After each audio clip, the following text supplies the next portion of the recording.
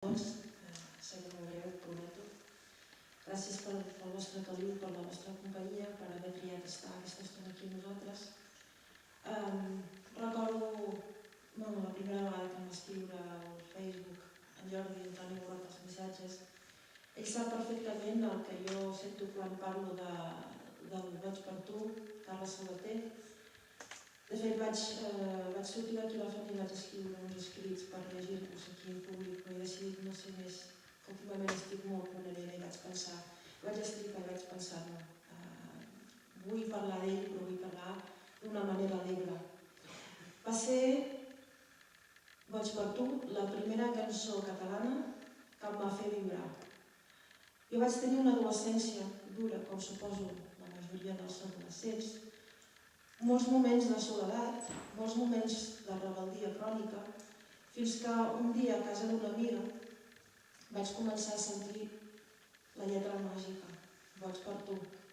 Una lletra que no entenia per què, però que la començava a sentir, la començava a pair i que d'alguna manera em tranquil·litzava. I vaig plorar moltíssim. I cada vegada que m'entrava aquesta rebeldia inexplicable, agafava la música i l'escoltava. També recordo aquella vegada que, aquell 13 de febrer, en què va desaparèixer, la mateixa amiga em va dir, saps que el Carles viu aquí, em va portar a un bloc de pisos de Vic, i vam estar donant voltes al voltant de casa seva. Jo no sabia si exactament vivia allà, quin pis vivia, però era el fet de fer-li companyia, el fet de sentir-lo proper. I moltes vegades, quan em pregunten, digues la cançó típica o la cançó que t'agrada de Catalunya, sempre he dit aquesta cançó i no és una casualitat. Quan una cançó d'una persona t'arriba, aquella persona que potser no ho sap, però està fent per tu tantes coses que no t'expliques, és perquè hi ha una cosa que va més enllà.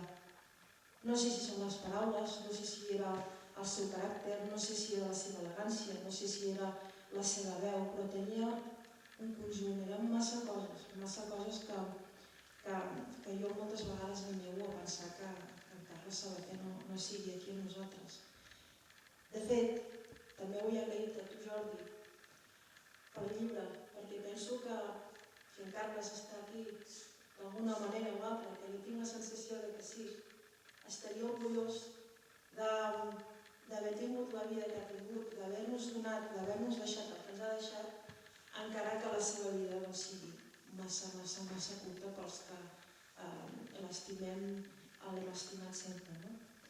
Per això també li agraeixo, em recordo que el dia que em va dir, escolta, hi ha aquesta presentació i he pensat en tu, per mi va ser un gran honor que algú pensi en tu i en aquell moment tan important i en una persona tan important per mi. Per tant, no sé com agrair-te. Em vas explicar moltes coses, intimitats teves, com tu el vas conèixer, em vas deixar alguns comentaris que la veritat, ja et dic, no penso borrar-los sencers i que de tant en tant els aniré recordant. Us he promès 5 minuts. Moltes gràcies.